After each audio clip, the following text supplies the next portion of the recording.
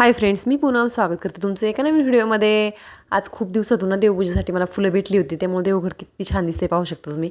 आज मुलांचं स्कूल आहे, त्यामुळे देवपूजा करून पहिलं चहा ठेवून घेतला एका गॅसवर.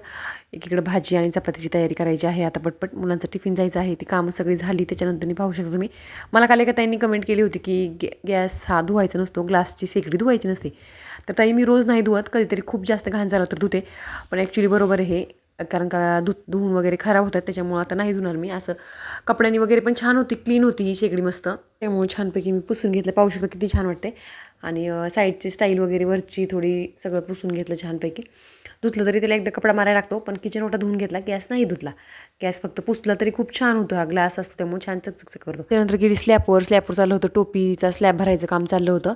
आणि त्याच्यानंतर खाली आले मी. खाली आल्यानंतर एक भांडेवाले आले होते, त्यांच्याकडे मी हे मोठे मोठे पातेले घेतले आणि हे छानसे डबे घेतले. ह्या डब्यांचा आकार खूप आवडला म्हणून घेतले.